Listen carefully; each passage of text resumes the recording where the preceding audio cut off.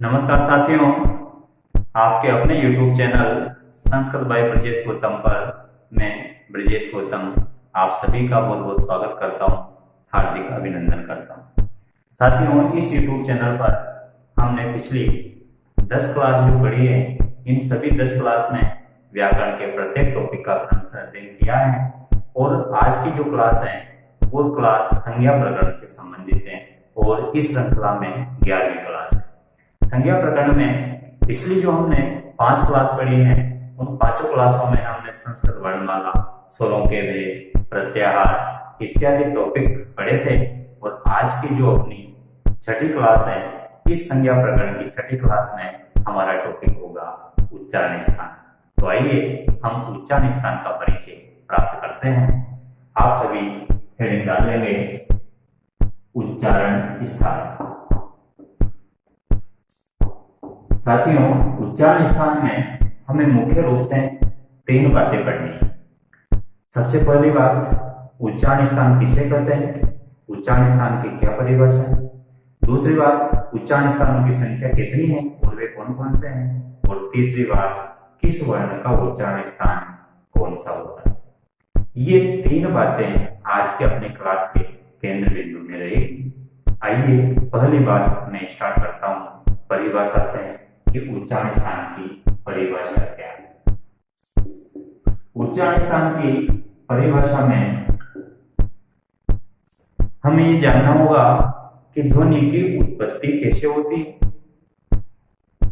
उस ध्वनि का उच्चारण कैसे किया जाता है। साथियों, ध्वनि की उत्पत्ति का मूल केंद्र होता है नाभि। हमारा जो जठर प्रदेश है, जहां से जठराग्नि उद्दीप्त होती है, वही स्थान हमारी ध्वनि की उत्पत्ति का मूल स्थान होता है।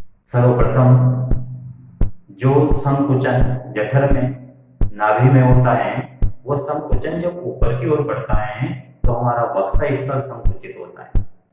वक्ष स्थल अर्थात सीना। जब सीना संकुचित होता है तब फेफड़े जब संकुचित होते हैं तो फेफड़ों में भरी हुई वायु बाहर निकलती है। अब वायु बाहर कहां से निकलेगी, जहां से उसको जगह मिलेगी वहीं से निकलेगी। तो श्वास नली के माध्यम से कंठ और मुख में से होती हुई वो वायु बाहर निकलती है। वह श्वास वायु हमारे मुख विवर से बाहर निकलते समय किसी विशेष स्थान से टकराकर विशेष ध्वनि उत्पन्न करती है और वही स्थान उस ध्वनि का उच्चारण स्थान कहलाता है। ये तो बात हुई उच्चारण स्थान की परिभाषा की। आप इसे इस तरह से नोट करेंगे। ध्वनि की उत्पत्ति का मूल केंद्र नाभि होता है। नाभि से उत्पन्न संकुचन जब ऊपर की ओर बढ़ता है तो वक्ष स्थल संकुचित होने से वहां भरी हुई वायु मुख विवर से बाहर निकलते समय जिस विशेष स्थान से टकराकर विशेष वर्णों या विशेष ध्वनियों की उत्पत्ति करती है, वही स्थान उस विशेष ध्वनि का उच्चारण स्थान कहलाता है। ये तो बात हुई मित्रों उच्चारण स्थान की परिभाषा की। अब हम बात करते हैं उच्चारण स्थानों की संख्या की कि उच्चारण स्थान कितने होते हैं। उच्चारण स्थान की संख्या की जहां तक बात है, इस संबंध में आपको 2 बातें स्पष्ट रूप से ध्यान रखनी है। उच्चारण स्थानों की सामान्य संख्या 8 है। यदि प्रश्न पूछा जाता है कि उच्चारण स्थानानि कति सन्ति, तो आपको स्पष्ट रूप से उत्तर देना है 8, क्योंकि उच्चारण स्थानों की मूल संख्या 8 है और ये संख्या पाणिनीय शिक्षा में स्पष्ट दी हुई है। 8 उच्चारण स्थानों के नाम भी दिए हुए हैं। पाणिनीय शिक्षा के अनुसार यदि उच्चारण स्थानों की संख्या पूछी जाती है तब भी आपका उत्तर होना चाहिए 8। किंतु जब हम लघु सिद्धांत कौमुदी का अध्ययन करते हैं तो इस लघु सिद्धांत कौमुदी के अनुसार उच्चारण स्थानों की संख्या हमें मिलती है 11। और इसी प्रकार से जब हम सिद्धांत कौमुदी का अध्ययन करेंगे या व्याकरण सिद्धांत कौमुदी भी इसे कहते हैं, इसके अनुसार भी उच्चारण स्थानों की संख्या हमें 11 प्राप्त होगी। किंतु इन 11 उच्चारण स्थानों का कोई विशेष आधार नहीं है। इनमें जब हम दो उच्चारण स्थानों को संयुक्त रूप से प्रयोग में लेते हैं तब उन स्थानों की गणना भी अगर हम शामिल कर लेते हैं, उन स्थानों को भी अगर हम गणना में शामिल कर लेते हैं तब ये संख्या पहुंचती है 11। जैसे वकार से दंतोष्ठम, व का उच्चारण स्थान दंत और ओष्ठ, ए दे तो कंठ तालु, ए और ऐ का उच्चारण स्थान कंठ तालु है। तो कंठ तालु दंतोष्ठ यदि इनको भी उच्चारण स्थान मानते हैं तब 11 होते हैं। लेकिन चूंकि ये मूल उच्चारण स्थान नहीं है, दंतोष्ठ नाम का कोई उच्चारण स्थान नहीं है, दंत अलग है, ओष्ठ अलग है, दंत और ओष्ठ इन दोनों की अलग अलग गणना 8 में हो चुकी है, इसलिए दंतोष्ठ के अलग से गणना नहीं होगी, क्योंकि दंतोष्ठ नाम का कोई शरीर में अंग नहीं है, कोई शरीर में स्थान नहीं, केवल उन दोनों का जब प्रयोग होता है तब उस वर्ण को हम दंतोष्ठ करते हैं। इसलिए आपको सामान्य रूप से संख्या याद रखनी है 8 और यही उचित है। अब प्रश्न कैसे बनता है और आपको उसका उत्तर कैसे देना है। सामान्यतः यह प्रश्न इस प्रकार से पूछा जाता है कि उच्चारण स्थानानि कति सन्ति, और इसका उत्तर रहता है 8। सब जगह यही प्रश्न आता है, इसी प्रकार से पूछा जाता है कि इसका उत्तर एक ही 8। अब यदि ग्रंथ का नाम या उसके रचयिता के नाम के आधार पर प्रश्न पूछा जाता है, लघु सिद्धांत कौमुद्याम कति उच्चारण स्थानानाम उल्लेख वर्तते, तो आपका उत्तर होगा 11। या सिद्धांत कौमुद्यानुसारम भट्टोजीक्षित मतानुसारम कति उच्चारण स्थानानि, तब आपका उत्तर होगा 11। अन्यथा अगर सामान्य प्रश्न आता है उच्चारण स्थानानि कति सन्ति, तो आपका उत्तर होना चाहिए 8, और पाणिनीय शिक्षाया अनुसारम कति उच्चारण स्थानानि भवन्ति, तब आपका उत्तर होना चाहिए 8। ऐसा प्रश्न संभवतः नहीं बनेगा कि सिद्धांत कौमुदी या लघु सिद्धांत कौमुदी का उल्लेख करके आपसे उच्चारण स्थानों की संख्या पूछी जाए, ऐसा नहीं होगा, क्योंकि उच्चारण स्थानों की मूल संख्या 8 ही है। यह प्रश्न आया हुआ भी है और इसका उत्तर भी 8 ही माना गया है। अब इसके पीछे क्या प्रमाण है, उच्चारण स्थान 8 क्यों माने गए, ये कहां पर लिखा हुआ है। तो जैसा मैंने कहा कि पाणिनीय शिक्षा में 8 उच्चारण स्थानों का स्पष्ट उल्लेख है और सभी ने उसी को फॉलो किया है। 8 उच्चारण स्थान कौन कौन से हैं, देखो आप। एक पद्य पाणिनीय शिक्षा में आता है, उसमें है कि अष्टो स्थानानि वर्णानाम्, अष्टो स्थानानि वर्णानाम्, वर्णों के 8 उच्चारण स्थान होते हैं। कौन कौन से, इसके लिए आगे कहा है उर कंठ शिरस्तथा, अष्टो स्थानानि वर्णानाम् उर कंठ शिरस्तथा, और फिर आगे कहा है कि जीवा मूलम च दंताश्च, जीवा मूलम च दंताश्च,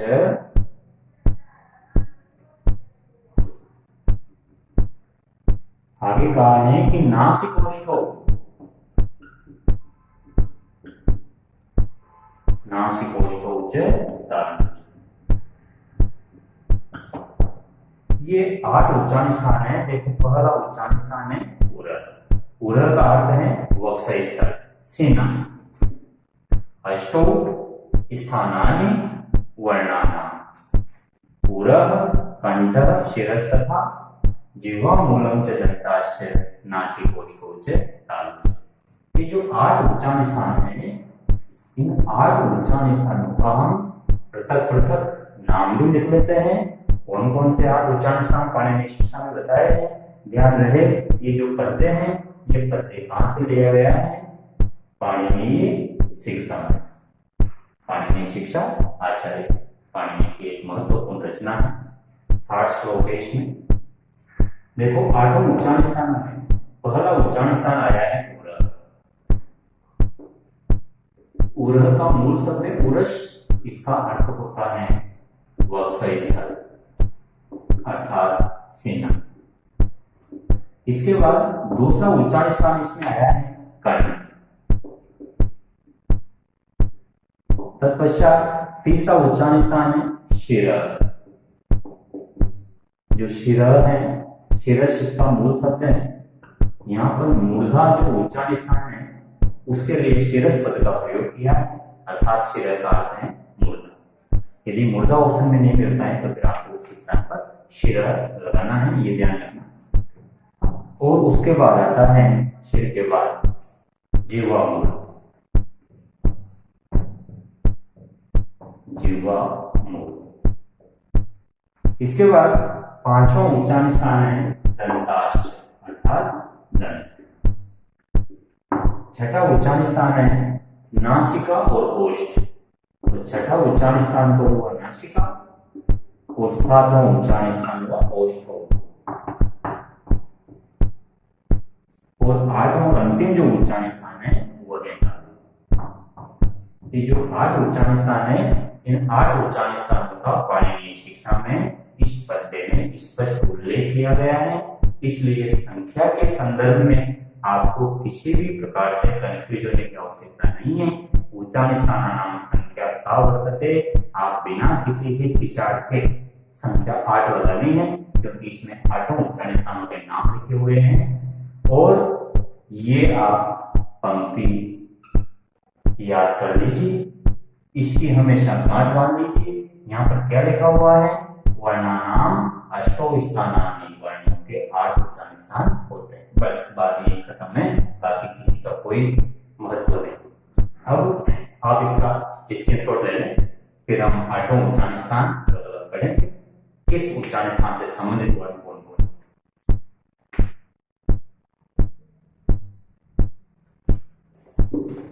ये जो 8वां उच्चारण स्थान है, अब इन 8 उच्चारण स्थानों का हम क्रमशः अध्ययन करते हैं। उसके बाद ये जो लघु सिद्धांत कौमुदी और सिद्धांत कौमुदी में 11 उच्चारण स्थान है, तो उनमें जो अतिरिक्त उच्चारण स्थान बताए गए हैं हम उनका भी निश्चित रूप से उल्लेख करेंगे। लेकिन सर्वप्रथम हम इन मूल 8 उच्चारण स्थानों के संदर्भ में जानकारी प्राप्त करते हैं। इसमें हमारे अध्ययन का केंद्र होगा कि किस वर्ण से संबंधित उच्चारण स्थान कौन सा है, या यूं कहें कि किस उच्चारण स्थान से संबंधित वर्णों की संख्या कितनी है, वे वर्ण कौन कौन से। इनमें सर्वप्रथम कंठ से शुरुआत करते हैं। कंठ प्रदेश से उच्चारित होने वाले वर्ण कौन कौन से हैं, इस संबंध में निश्चित रूप से आपने कुछ जानकारियां प्राप्त कर रखी है उच्चारण स्थान से संबंधित, जैसे अकुह विसर्जनीयानाम कंठ, ईचुयशानाम तालु।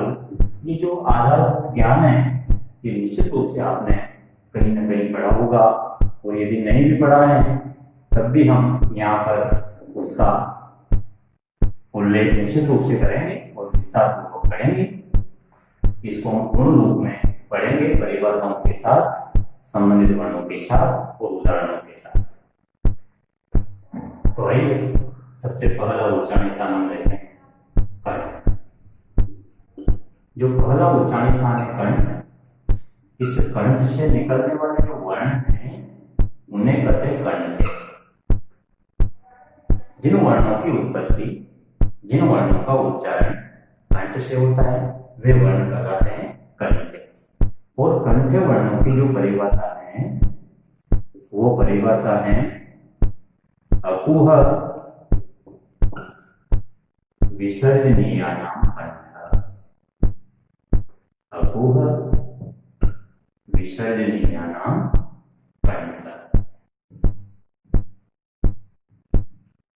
इसका अर्थ यह हुआ कि कु का कवर, ह और विसर्जनीय, इन सभी वर्णों का उच्चारण स्थान कंठ होता है। तो यहाँ पर हमें ये जानना जरूरी हो जाता है कि कंठ वर्ण कौन कौन से हैं, कंठ से उच्चारित होने वाले वर्ण कौन कौन से। पहला वर्ण आता है अपना अ। अब यहाँ पर अ वर्ण दिया है, लेकिन अ के जो मुख्य 3 भेद है ह्रस्व दीर्घ प्लुत, उन तीनों का उच्चारण कंठ से होगा, क्योंकि तीनों आपस में सवर्ण है। एक का उल्लेख होने से बाकी दोनों का ग्रहण स्वतः हो जाएगा। तो अ के साथ आ का भी उच्चारण कंठ से होगा, और जो इनका प्लुत भेद है उसका उच्चारण भी कंठ से होगा। ह, आ, आ, तीनों वर्ण कंठ से। उसके बाद आता है कु, और कु का अर्थ है कवर, क ख ग घ न। इस कवर का उच्चारण भी कंठ से होगा। उसके बाद आता है ह, और उसके बाद आता है विसर्जनीय। विसर्जनीय का अर्थ है विसर्ग। इस तरह से ये विसर्ग का चिन्ह है। यदि प्रश्न आता है कि विसर्ग से उच्चारण स्थान किम, उत्तर होगा कंठ, किंतु विसर्ग को कहते हैं विसर्जनीय। तो जरूरी नहीं है विसर्ग शब्द आपको मिले एग्जाम में, आपको विसर्जनीय शब्द भी मिल सकता है, आप इसका ध्यान रखिएगा। प्रश्न बन सकता है विसर्जनीय से उच्चारण स्थान किम, विसर्जनीय का उच्चारण स्थान क्या होता है, आपका उत्तर होना चाहिए कंठ। ये तो बात हुई कंठ वर्णों की। उसके बाद हम आगे बढ़ते हुए आते हैं तालु पर। तालु से निकलने वाले वर्णों को कहते हैं तालु, और तालु से संबंधित वर्ण हैं ईचु यशानाम तालु।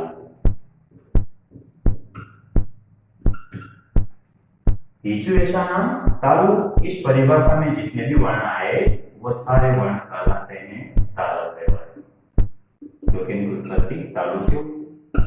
तालव्य वर्ण कौन कौन से हैं? एक तो ई। अब ई के साथ दीर्घ ई भी आएगी और प्लुत ई भी आएगी। ई से तीनों का बोध होगा, हर्ष और दीर्घ, प्लुत, और इनके जो और भी भेद हैं उदाहरण से उन सब का बोध होगा। यहाँ पर प्लुत का चिन्ह आप हर्ष के पीछे भी लगा सकते हैं। अगर ये में हर्ष ई के पीछे प्लुत का चिन्ह लगाता हूँ तब भी ये प्लुत ही माना जाएगा। प्लुत हर्ष भी हो सकता है और दीर्घ भी हो सकता है, दोनों के पीछे आप प्लुत का चिन्ह लगा सकते हैं, वर्ण एक ही माना जाएगा। इसके बाद आता है चू, चू का अर्थ है जैसे दे देंगे। इसके बाद आता है ये, और इसके बाद आता है श। ये जो श है इसका उच्चारण चूंकि तालु से होता है, इसलिए इसको हम तालव्य श कहते हैं। तीसरा उच्चारण स्थान आता है अपना मूर्धा, और इस मूर्धा को पाणिनीय शिक्षा में कहा है शिर अर्थात शिरस।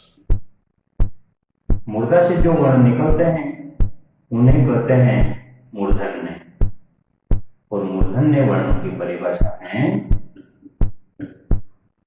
ऋतु रसाणाम मूर्धा। कौन कौन से वर्ण मूर्धा से निकलते हैं? मूर्धा से निकलने वाले उन मूर्धन्य वर्णों में कौन कौन से वर्ण शामिल हैं? एक तो ऋकार, री से तीनों भेदों का बोध होगा, ह्रस्व दीर्घ। एक बार घुमाएंगे तो ह्रस्व होगा, इसको भी दो बार घुमा देते हैं फिर दीर्घ हो जाता है, दीर्घ ऋकार। ये जो दीर्घ ऋकार है ये हिंदी में प्रचलित नहीं होता, ये केवल संस्कृत का वर्ण है, हिंदी में दीर्घ ऋकार नहीं होता, हिंदी में केवल ह्रस्व ऋकार ही होता है। और एक है प्लुत, उसके बाद है टू, टू का अर्थ है टवर, इसके बाद है र, और फिर है श। ये सब मूर्धन्य वर्ण है। चूंकि ये जो श है इसका उच्चारण मूर्धा से होता है, इसलिए इसको कहते हैं मूर्धन्य शकार। जब यदि उच्चारण से पता नहीं चल पा रहा है कि कौन सा स्वर बोल रहा है वक्ता, तो फिर उसे ये कहना पड़ता है कि मूर्धन्य शकार, तालव्य शकार। तो ये तो तालव्य श है और ये मूर्धन्य श है उच्चारण स्थान के आधार पर। इसके बाद चौथा उच्चारण स्थान अपना आता है दंत, दंता। यहाँ पर एक चीज विशेष है, उस पर ध्यान देना आवश्यक हो जाता है। हमें पता है कि हमारे शरीर में कंठ कहाँ पर है, जो हमारा गल प्रदेश है यही कंठ है। हमें यह भी पता है कि दंत हमारे शरीर में कहाँ है, लेकिन हो सकता है हमें ये पता नहीं हो कि हमारे शरीर में, हमारे मुख में तालु कहाँ है और मूर्धा कहाँ है। क्या आप में से किसी को ये जानकारी है कि तालु कहाँ है, मूर्धा कहाँ है? निश्चित रूप से अधिकांश छात्रों को इसके बारे में सटीक जानकारी नहीं। कुछ तो कहते हैं कि जो तालु है गले के ऊपर जो वो थोड़ा सा पार्ट बाहर निकला रहता है, दिखता है ऊपर से झूलती हुई आकृति, वो तालु है। ऐसा नहीं, तालु और मुर्दा ये दोनों जो हमारा कंठ प्रदेश खत्म होता है उसके बाद स्टार्ट होता है। हमारा जो मुख है, हमारे मुख के ऊपर वाला जो भाग है, जीवा के ऊपर वाला जो भाग है, मुंह की छत ले लीजिए आप, ऐसे समझ लीजिए। तो ऊपर वाला जो भाग है, इस ऊपर वाले भाग को यदि हम दो भागों में बांट दें, एक तो बीच वाला भाग और एक दांतों के पास वाला भाग, तो जो बीच वाला भाग है वो तो कहलाता है तालु और जो दांतों के पास वाला भाग वो कहलाता है मुर्दा। कैसे? जैसे इसको यदि हम, ये हमारा गल प्रदेश हो गया, ये कंठ है मान लीजिए, ये मुख है, ये दांत है। अब ये जो हमारी जीवा है, इस जीवा के ऊपर का जो भाग है, ये पूरा यहां से यहां तक का ये पूरा भाग तालु और मुर्दा कहलाता है। दांतों के पास वाला जो भाग है ये तो कहलाता है मुर्दा, और जो हमारे बीच वाला भाग है मुंह का, ये कहलाता है तालु। यदि ये बात समझ में नहीं आती तो हम इसका प्रत्यक्ष अनुभव भी कर सकते हैं। जैसे च वर्ग का उच्चारण स्थान क्या है? तालु, और ट वर्ग का उच्चारण स्थान क्या है? मुर्दा। यदि हमें ये पता लगाना है कि हमारे मुख में तालु कहां पर है और मुर्दा कहां पर है, तो च और ट का उच्चारण करके देख ले। च का उच्चारण करते समय हमारी जीवा जिस स्थान को छूती है वो तालु है, और ट का उच्चारण करते समय हमारी जीवा जिस स्थान को छूती है वो मुर्दा है। प्रयोग करते हैं। च बोलने का प्रयास करें, च बोलने का प्रयास करें, बोले नहीं, सिर्फ प्रयास करना है। ध्यान रखना, च बोलने का प्रयास करना है, इतना प्रयास करना है कि च की ध्वनि मुंह से बाहर निकलने वाली है लेकिन उससे निकलने नहीं देना है, और उस समय आपको अनुभव करना है कि आपकी जीभ कहां पर चिपकी हुई। करिए प्रयास। देखो, आप देख रहे हैं कि आपकी जीभ ऊपर बीचों बीच चिपक गई है च का उच्चारण करते समय। तो जहां पर आपकी जीभ चिपकी है वही आपका तालु है। ध्यान रखना, इस स्थान का वो तालु है, उसको खोना मत, कोई ले जाएगा। ध्यान रखना। इसके बाद मुर्दा, ट का उच्चारण कहां से होता है?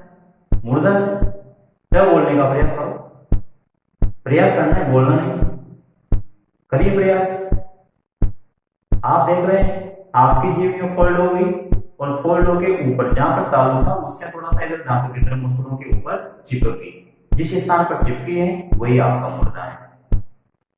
तो यदि इन स्थानों के बारे में जानकारी नहीं है तो च और ट का उच्चारण करके देख लें। जहां से च का उच्चारण होता है, च का उच्चारण करते समय जीवा जहां पर स्पर्श करती है वो तालु है, और ट का उच्चारण करते समय मुर्दा, जीवा जहां पर स्पर्श करती है वो मुर्दा है। दोनों उच्चारण स्थान शरीर के दोनों अंगों के बारे में आज मैंने आपको बताया है कि आपके शरीर में ये अंग भी होते हैं और कहाँ होते हैं। अब इन दोनों अंगों को आप संभाल के रखना पड़ेगा। ये तो बात हुई उच्चारण स्थानों में से, 4 उच्चारण स्थानों की, कंठ, तालु, मुर्दा और दंत। अब जो दंत वर्ण है चतुर्थ क्रमांक में, इस दंत नामक उच्चारण स्थान से संबंधित जो वर्ण है वो कहलाते हैं दंत। कौन कौन से वर्ण हैं? दंते वर्ण, ऋतु, लसाना, दंता। ऋतु, लसाना, दंता, ये दंते वर्णों की परिभाषा है। इस परिभाषा के अनुसार कौन कौन से वर्ण दंते वर्णों की श्रेणी में आते हैं ये आप देखिए। एक तो लृ, ह्रस्व और प्लुत। ध्यान रखना, लृ का दीर्घ रूप उपलब्ध नहीं है, अस्तित्व में नहीं। लृ में दीर्घ का अभाव है, इसमें 2 ही भेद होते हैं, एक तो ह्रस्व और एक प्लुत। इसके बाद आता है तु, तु का अर्थ है त वर्ग, त थ द ध न। इसके बाद आता है ल, और इसके बाद आता है स। ये जो स है ये दंत्य सकार है, ये जो श है मूर्धन्य सकार है, और ये जो श है वो तालव्य सकार। ये चार उच्चारण स्थान हमने पढ़े, चार उच्चारण स्थान और बाकी है। बाकी चार उच्चारण स्थान हम पढ़े, उससे पहले आप इनका स्क्रीनशॉट ले लीजिए।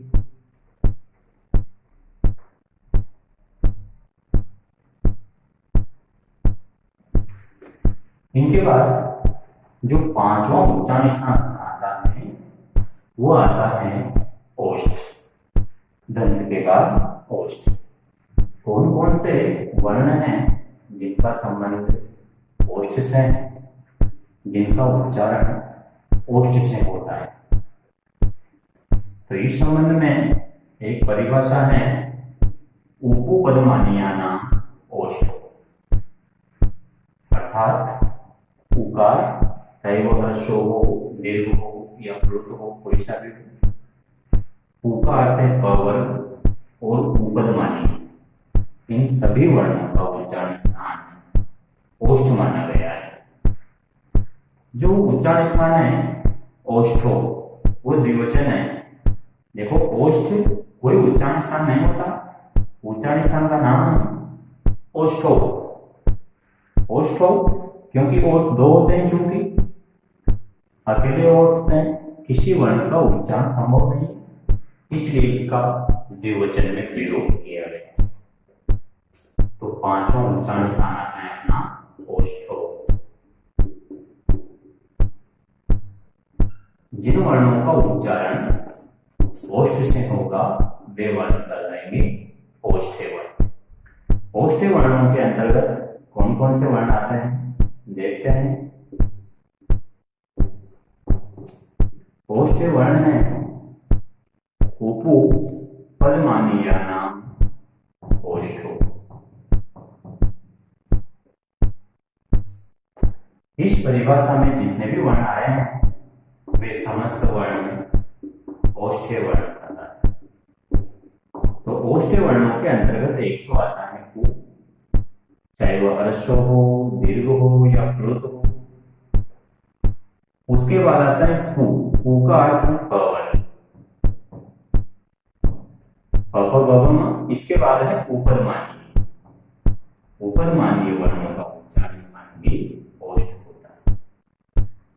पु और उपदमानीय, पु में जो उकार आता है ह्रस्व आता है, पु जैसे कुहर विसर्जनीय नाम कंठ, पु में उ छोटा है, ऋतु रसाना मुद्रा उ में उ छोटा है, तो उ में भी उ छोटा आना चाहिए था, लेकिन उपदमानीय का जो उ है वो इसके साथ मिलकर दीर्घ संधि कर लेता है, इसलिए ये दीर्घ उकार यहाँ पर नजर आ रहा है। कौन कौन से वर्ण ओष्ठ्य वर्ण होंगे? तीनों उ, पवर्ग और उपदमानीय। अब यहाँ पर तीनों उ भी अपने समझ में आ रहे हैं, पवर्ग भी समझ में आ रहे हैं, लेकिन ये उपदमानीय क्या है? तो साथियों उपदमानीय कोई विशेष नहीं है। उपदमानीय के संबंध में आप सिर्फ इतना याद रखेंगे कि जो ये दो वर्ण हैं प और फ, इन प और फ से पहले आधा विसर्ग लगा दीजिए, वही उपदमानीय कहलाएगा। आधा विसर्ग कैसे?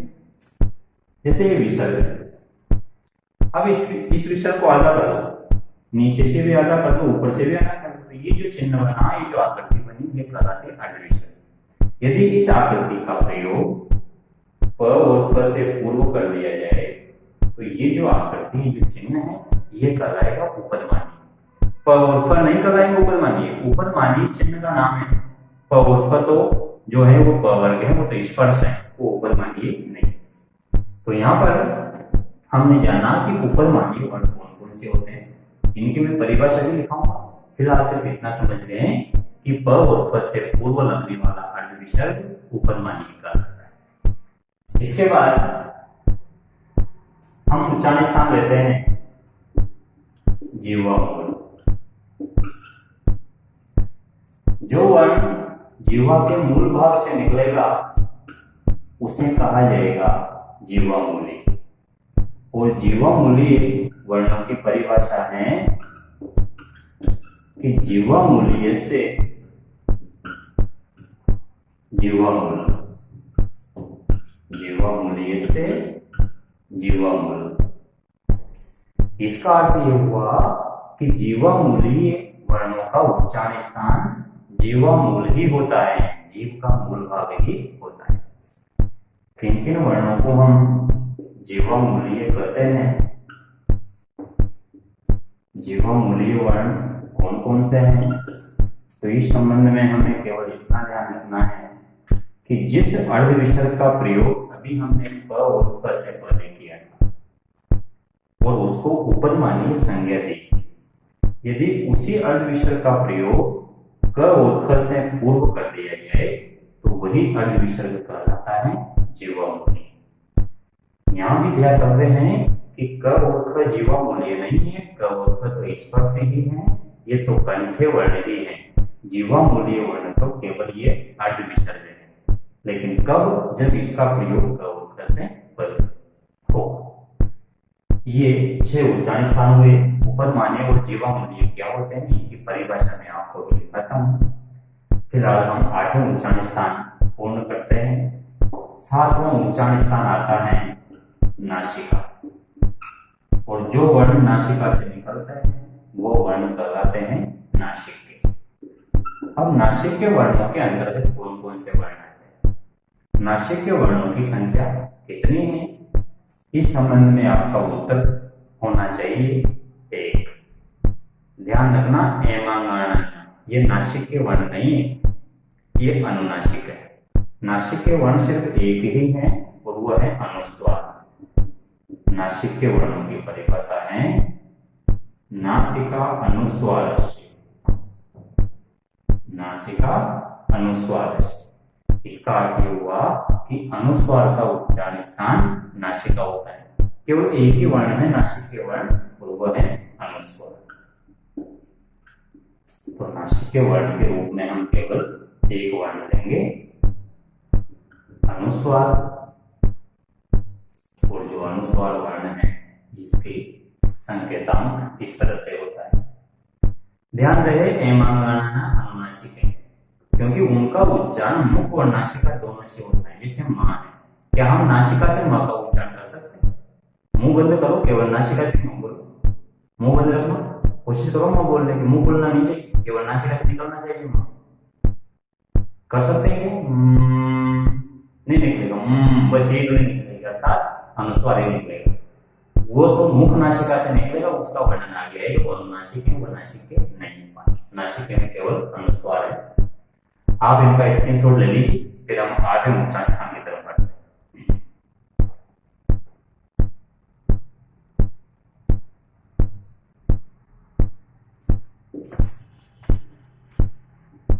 8वां जो उच्चारण स्थान है अपना, 8वां उच्चारण स्थान है उरस अर्थात वक्ष स्थल। ये जो उरस नाम का उच्चारण स्थान है, इसका लघु सिद्धांत कौमुदी में और सिद्धांत कौमुदी में कोई उल्लेख नहीं। इस उच्चारण स्थान का उल्लेख केवल और केवल पाणिनीय शिक्षा में ही। अब उसमें ये जो उच्चारण स्थान दिया हुआ है उरस, किस किस वर्ण से संबंधित है? उरस नामक उच्चारण स्थान से किन किन वर्णों का उच्चारण होता है, ये बड़ा इंपॉर्टेंट है। अभी तक जो हमने 7 उच्चारण स्थान पढ़े, ये तो सरल थे क्योंकि इनका वर्णन सब जगह मिल जाता है, लघु सिद्धांत कौमुदी में भी और किसी भी पाठ्य पुस्तक में, कक्षा 6, 7, 8, 9, 10 की किताबों में भी इनका वर्णन है। उरस नाम के उच्चारण स्थान का उल्लेख प्राय सभी जगह नहीं मिलता। तो जो उरस नाम का उच्चारण स्थान, उरस को हम उर भी कर सकते हैं और वक्ष स्थल भी कर सकते हैं, अर्थात सेना। जिन ध्वनियों का उच्चारण वक्ष स्थल से होता है, सीने से होता है, उरस से होता है, वे ध्वनियां कहलाती हैं उरस से। और इसकी परिभाषा के रूप में सिंपली तो उरह दिया हुआ है। अब कौन कौन से वर्ण उरस के अंतर्गत आते हैं, उरस से वर्ण कौन कौन से, किन किन वर्णों को हम उरस से करते हैं, अर्थात किन किन ध्वनियों की उत्पत्ति उरस्य में होती है, वक्ष स्थल से होती है। इस संबंध में यहाँ पर मैं पाणिनीय शिक्षा के एक पद्य का उदाहरण देना चाहूंगा, उससे जो उरस्य नामक ध्वनियां हैं वो पूर्णतः स्पष्ट हो जाए। देखिए, एक पद्य आता है पाणिनीय शिक्षा में, उसमें कहा है हकारम पंचमेर युक्तम, हकारम पंचमेर युक्तम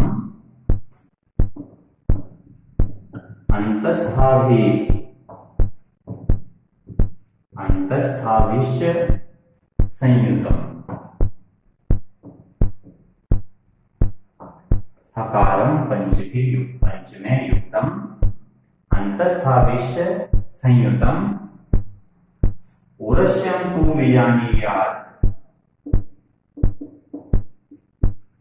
उरस्यं तु विजानीयात्। और फिर आगे लिखा है कि कंठम आहु रसंयुतम।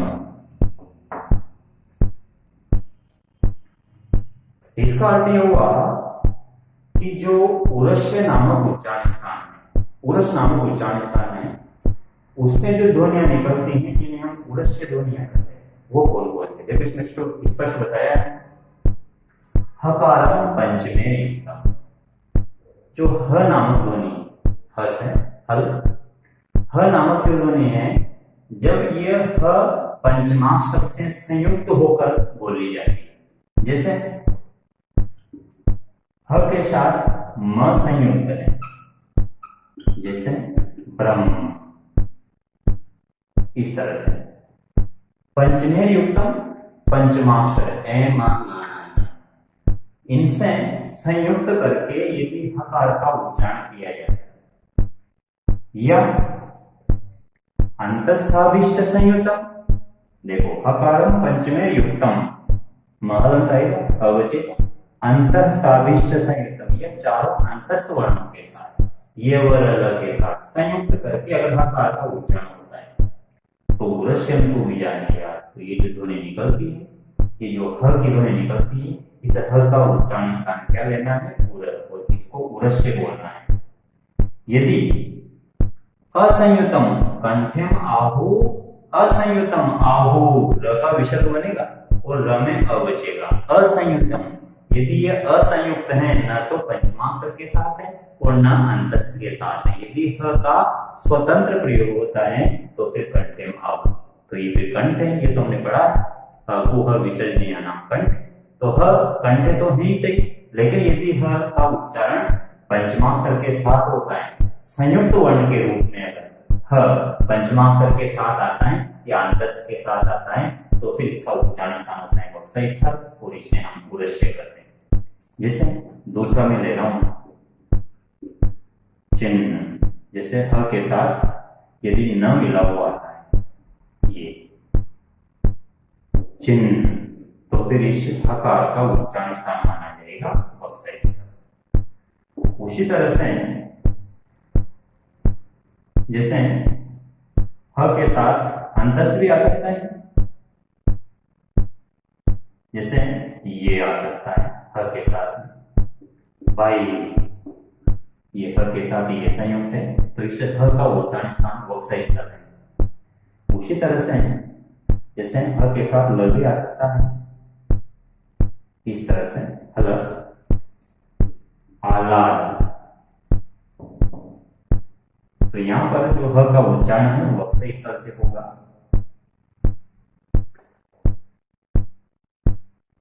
जैसे यहाँ पर हम एक और शब्द ले सकते हैं, ह के साथ जैसे वो मिला हुआ है तो शब्द बनेगा आह्वान।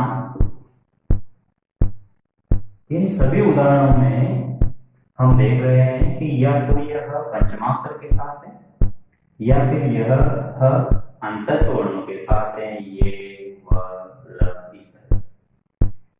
तो ऐसी स्थिति में इस का उच्चारण स्थान माना जाता है वक्ष स्थल उरस्य। और यदि यह स्वतंत्र रूप से आता है, जैसे ये ह आया स्वतंत्र रूप से आया, जैसे बाहर।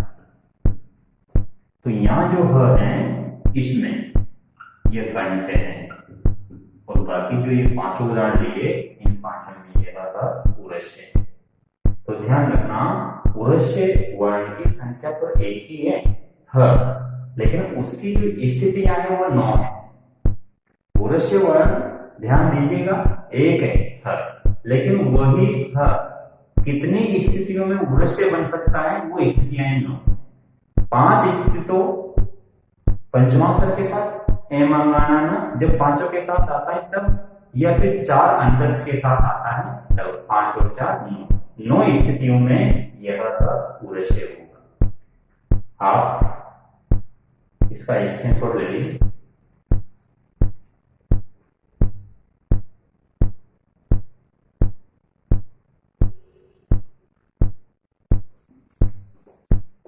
यहाँ जो उरस्य वर्ण है ये बिल्कुल नया है, तो आप इसका अर्थ भी लिख लीजिए।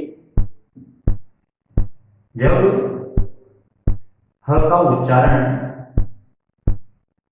पंचमाक्षर अर्थात एमांगण के साथ अथवा अंतस्थ अर्थात ये व ल के साथ किया जाता है, ऐसी स्थिति में इस हकार का उच्चारण स्थान उरस माना जाता है। यदि ह इन 9 वर्णों में से किसी के साथ संयुक्त नहीं है, अपितु स्वतंत्र रूप से हकार का प्रयोग होता है, तो ऐसी स्थिति में ह का उच्चारण स्थान कंठ माना जाएगा। ठीक, ये 8 उच्चारण स्थान हमने पढ़े जो पाणिनीय शिक्षा में दिए हुए हैं। यहाँ आकर के हम 8 उच्चारण स्थानों को पूरी तरह से पढ़ चुके हैं। अब बात आती है कि लघु सिद्धांत कौमुदी और सिद्धांत कौमुदी में जो 11 उच्चारण स्थान दिए हुए हैं वो कौन कौन से? क्या वो 11 उच्चारण स्थानों में ये 8 उच्चारण स्थान शामिल है, या फिर सभी 11 उच्चारण स्थान इनसे भिन्न है? तो ध्यान रखिएगा कि लघु सिद्धांत कौमुदी या मध्य सिद्धांत कौमुदी में इन 8 उच्चारण स्थानों में से 7 उच्चारण स्थान लिए गए, उरस को शामिल नहीं किया। तो ध्यान रहे, उरस नामक उच्चारण स्थान का लघु सिद्धांत कौमुदी या सिद्धांत कौमुदी में कोई उल्लेख नहीं, इसका उल्लेख केवल पाणिनीय शिक्षा में। इन पाणिनीय शिक्षा के 8 उच्चारण स्थानों में से 7 उच्चारण स्थान आपको लघु सिद्धांत कौमुदी और सिद्धांत कौमुदी में मिलेंगे, किंतु 7 के बाद जो 4 अतिरिक्त उच्चारण स्थान हैं वो कौन कौन से हैं, उनका अध्ययन आज हम करते हैं। वो जो उच्चारण स्थान है उन्हें कहते हैं संयुक्त उच्चारण स्थान। संयुक्त उच्चारण स्थान ये संज्ञा उन चारों को मैं इसलिए दे रहा हूं क्योंकि उनमें से प्रत्येक 2-2 उच्चारण स्थानों के मेल से बना है। तो आप सभी बिंदु डाल लीजिए अगला संयुक्त उच्चारण स्थान।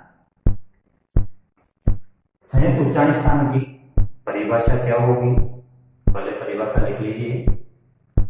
कुछ वर्णों का उच्चारण करने के लिए 2 उच्चारण स्थानों का प्रयोग होता है, जिन्हें हम संयुक्त उच्चारण स्थान कहते हैं। इनकी संख्या 4 है। अब 4 कौन कौन से हैं और उनसे संबंधित वर्ण कौन से हैं, आइए देखते हैं। पहला संयुक्त उच्चारण स्थान है दंतोष्ठ। दंतोष्ठ से निकलने वाले वर्ण कहलाते हैं दंतोष्ठे, और दंतोष्ठे वर्णों की जो परिभाषा है वह है वकारस्य दंतोष्ठम। वकारस्य दंतोष्ठम अर्थात व का उच्चारण स्थान दंतोष्ठ होगा। तो दंतोष्ठे वर्णों में केवल एक ही वर्ण आता है और वो वर्ण है व। केवल एक वर्ण है व। क्या व का उच्चारण करने में वाकई दंतोष्ठ दोनों का प्रयोग होता है? व। आप बोल के देखिए, व। ऊपर के दांत और नीचे के होठ, ऊपर के दांत और नीचे का होठ एक दूसरे को स्पर्श करेंगे, दोनों को स्पर्श कर ले और फिर हवा को बाहर फेंक दे, अपने आप वो निकल जाएगी। प्रयास करें, देखो मेरी तरफ देखें, व का उच्चारण कर रहा हूं, दोनों का उपयोग कैसे होता है। व, व, ऊपर के दांत और नीचे का होठ मिल रहा है मेरा, व, और उसके बाद फिर व का स्पष्ट उच्चारण होता है, इसलिए इस व का उच्चारण स्थान माना गया है दंतोष्ठ। इसके बाद दूसरा उच्चारण स्थान आता है कंठ तालु। कंठ तालु से उच्चारित होने वाले वर्ण हैं कंठ तालव्य। इन्हें कंठ तालव्य संज्ञा दी गई और इन कंठ तालव्य वर्णों की परिभाषा है एदे तो कंठ तालु, एदे तो कंठ तालु। किन किन वर्णों को कंठ तालव्य वर्ण कहते हैं, इस परिभाषा से ये बात स्पष्ट है।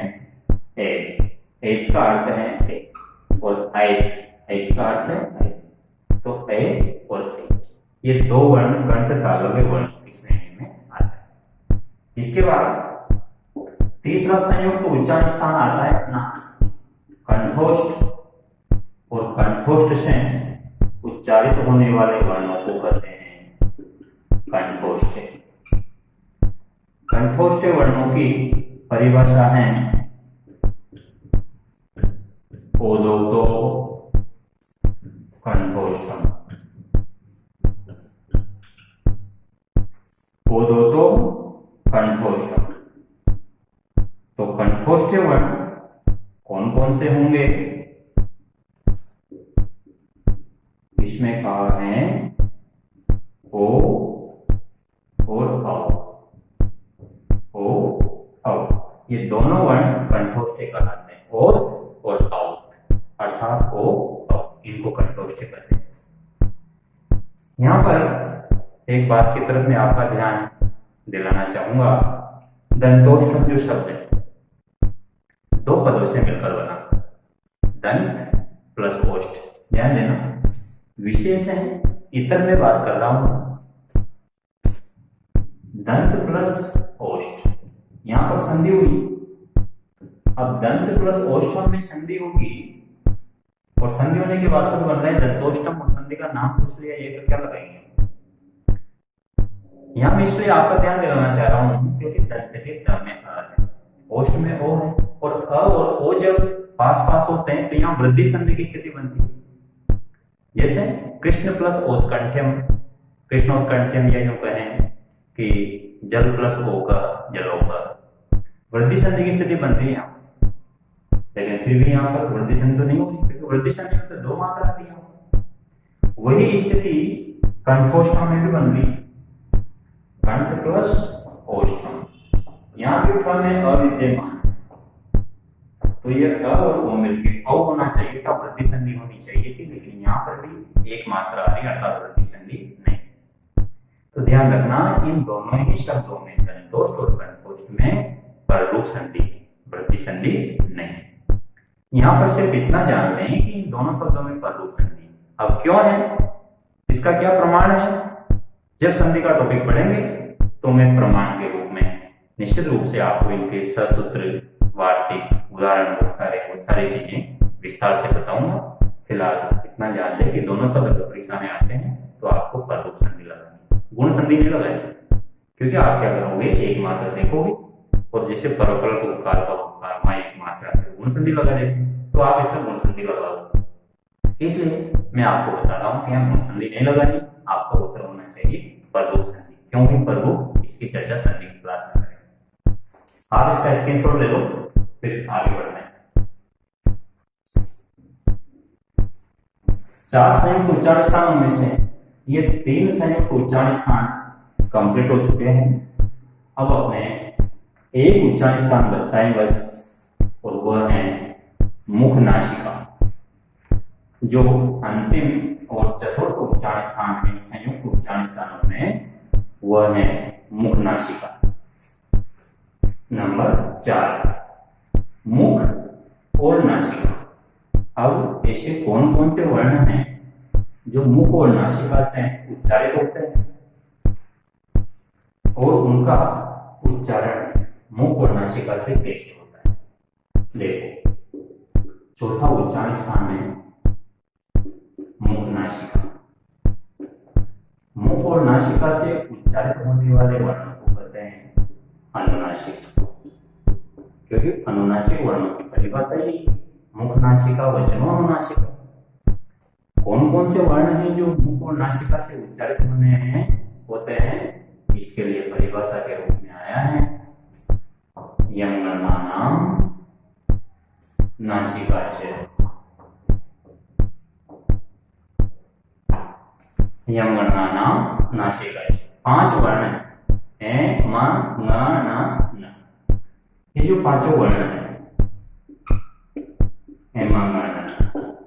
इनका उच्चारण स्थान क्या है, नासिका। लेकिन साथ में क्या दिया हुआ है, च। च का अर्थ होता है और, अर्थात इन पांचों वर्णों का उच्चारण स्थान और नासिका होता है। और नासिका, इसका क्या मतलब हुआ? इसका मतलब ये हुआ कि नासिका के अलावा कुछ और भी होता है, तभी तो कहा और नासिका।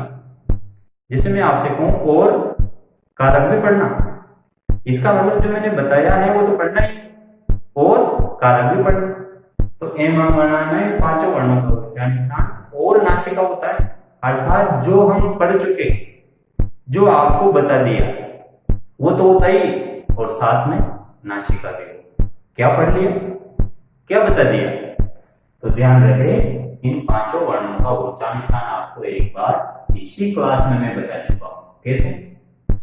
जैसे न्य च वर्ग का पंचमाक्षर है, च से ले लेंगे, और हमने च वर्ग का उच्चारण स्थान पढ़ा है तालु।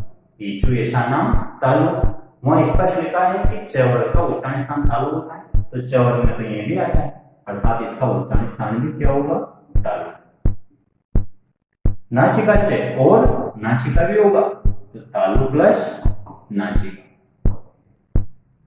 दूसरा आता है म, ये प वर्ग में है, प प ब ब म, और प वर्ग का उच्चारण स्थान हमने पढ़ा है ओष्ठ। ऊपू पदमानिया नाम ओष्ठ, तो प वर्ग में म भी आता है, तो इसका उच्चारण स्थान हम पढ़ चुके ओष्ठ।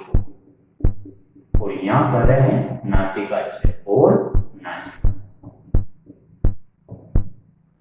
तीसरा आता है ङ, ये क वर्ग का पंचमाक्षर, क ख ग घ ङ, और क वर्ग का उच्चारण स्थान हम पढ़ चुके अकुह विसर्जनीय नाम कंठ।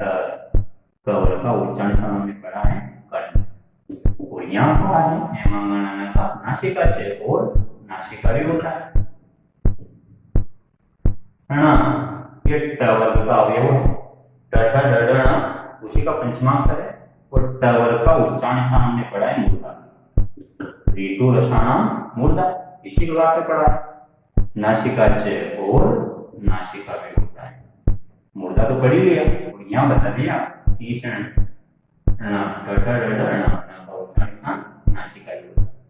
इसके बाद आया न आता है त वर्ग में, त थ द ध न, और त का उच्चारण स्थान में पढ़ा है दंत। ऋतु रसानाम दंता और नासिका। ये इनके उच्चारण की वास्तविक स्थिति है।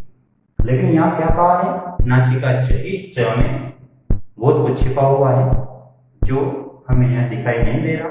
क्या छिपा हुआ है वो अपने को यहाँ दिखाई दे रहा है। च का मतलब है कि ये तो होते ही है और नासिका भी होता है। चूंकि ये जो पांचों उच्चारण स्थान तालु ओष्ठ कंठ मूर्धा होता है, ये पांचों मुख का ही पार्ट है, ये सब मुंह के अंदर ही विद्यमान है, इसलिए इन पांचों को संयुक्त रूप से हम कह सकते हैं मुख और नासिका, तो मुख नासिका, और मुख नासिका से निकलने वाले वर्ण क्या कहते हैं, अनुनासिक। इसलिए इन पांचों वर्णों को कहते हैं हम अनुनासिक।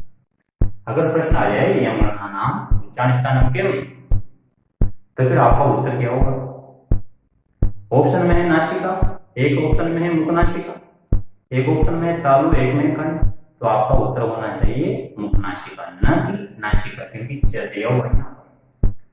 नासिका लगा दिया, मुख नासिका नहीं लगाया तो उत्तर गलत होगा। मुख नासिका इसका सही उत्तर है। और यदि प्रश्न आया कि यम गणनानाम उच्चारण स्थानम किम, और ऑप्शन में है नासिका, कंठ, तालु, मूर्धा, वहां मुखनासिका ऑप्शन में नहीं है, तो फिर आप नासिका लगा सकते हैं। ठीक है, ये चारों संयुक्त उच्चारण स्थान हमने पढ़े।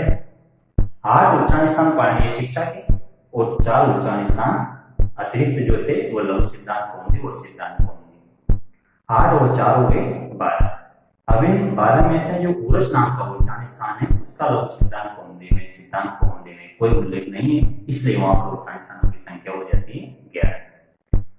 ये आज हमने विस्तार पूर्वक सभी 11 उच्चारण स्थानों का परिचय प्राप्त किया। अब यहाँ पर इनका सार हम लिख लेते हैं ताकि मोटे तौर पर हमें सारे वर्णों के उच्चारण स्थान पता रहे। एक टेबल हम बनाते हैं जिनमें सभी उच्चारण स्थानों का उल्लेख होगा। यहाँ पर ध्यान रखना कि चाहे लघु सिद्धांत कौमुदी हो, सिद्धांत कौमुदी हो या पाणिनीय शिक्षा हो, उच्चारण स्थानों के जो भेद है किस वर्ण का उच्चारण स्थान कौन सा हो, उसमें कोई अंतर नहीं। संख्या में यद्यपि अंतर है लेकिन वर्ण और उसके उच्चारण स्थान उस संबंध में कोई अंतर नहीं। जैसे हमने पहला उच्चारण स्थान पढ़ा था कंठ, और कंठ नामक उच्चारण स्थान की परिभाषा थी अकुह विसर्जनीय नाम कंठ, और अ आ कवर ह और विसर्ग, इन सभी वर्णों का उच्चारण होता है कंठ से, इसलिए कंठ वर्ण कहलाता है। तो ये तो क्रम संख्या हम इसको कह सकते हैं। यह है हमारा उच्चारण स्थान, ये है उसकी परिभाषा, और ये उस उच्चारण स्थान से संबंधित वर्ण। इसके बाद दूसरा उच्चारण स्थान आता है तालु, और तालु उच्चारण स्थान से संबंधित परिभाषा थी ईचु ऐसा नाम तालु। इसमें ई, ह्रस्व, दीर्घ, प्लुत तीनों शामिल थी, चवर, ये और श। इसके बाद तीसरा उच्चारण स्थान आता है मूर्धा, और मूर्धा से संबंधित जो परिभाषा है वह है ऋतु दशानाम मूर्धा। इसमें री, ह्रस्व, दीर्घ, प्लुत तीनों शामिल होंगे। इसके अतिरिक्त टवर, र और श, ये सारे वर्ण मूर्धन्य वर्ण हैं। इसके बाद आता है दंत, दंता, और इसकी परिभाषा थी ऋतु लसाना दंता। इसमें लृ, ह्रस्व और प्लुत, इसके बाद टवर, ददना, और उसके बाद ल और श। दंत के बाद हमने लिए थे ओष्ठ, और जो ओष्ठ है इसकी परिभाषा थी उपपदमानीया नाम ओष्ठो, उपपदमानीया नाम ओष्ठो। इसमें उ, ह्रस्व, दीर्घ, प्लुत, पवर और उपदमानीय, उपदमानीय से मतलब प और उप से पूर्व अर्धविसर्ग। इसके बाद छठा उच्चारण स्थान था अपना जीवामूल, और जो जीवामूल है इसकी परिभाषा थी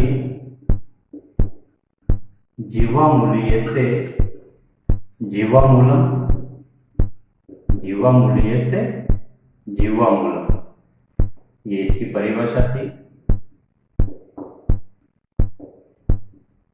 और जीवामूलीय वर्णों में केवल 2 वर्ण आते हैं, क और ख से पूर्व अर्ध विसर्ग।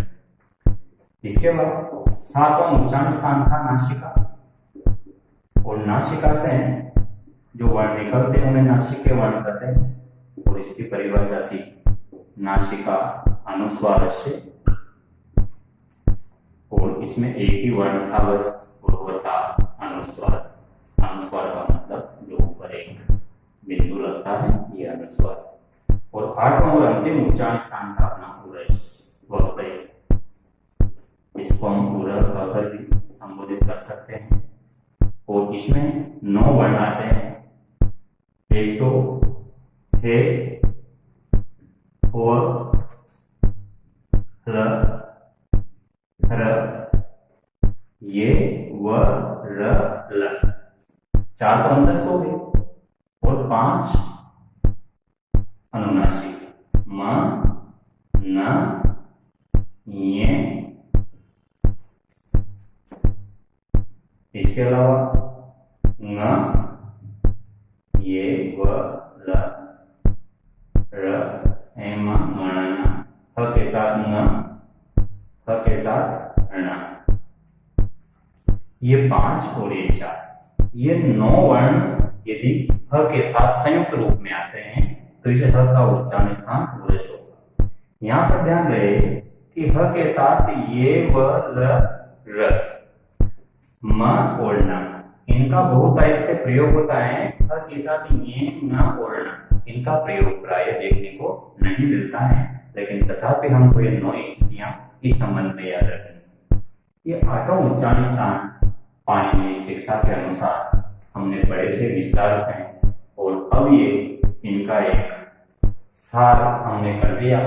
सारांश के रूप में आप ये टेबल याद कर सकते हैं। इसमें सभी 8 उच्चारण स्थान और उनसे संबंधित वर्ण स्पष्ट रूप से दिए हुए हैं। इनके अलावा जो 4 संयुक्त उच्चारण स्थान, क्योंकि वह हम अभी अलग से पढ़ चुके हैं, तो ये टेबल अच्छी तरह से याद कर लें। और इसके अलावा वो 4 संयुक्त उच्चारण स्थान आप ध्यान रख लें, जिसमें अपने उच्चारण स्थान का जो टॉपिक है ये पूरी तरह से पूर्ण हो जाता है। आज हमने विस्तार पूर्वक उच्चारण स्थान के एक एक पहलू की चर्चा की है। अब इसके बाद इसी वर्णमाला से संबंधित बाह्य प्रयत्नों का अध्ययन करेंगे, लेकिन उसके लिए आपको अगली कक्षा का इंतजार करना होगा। आज के लिए बस इतना ही काफी है। आप सभी को बहुत बहुत धन्यवाद। नमस्कार।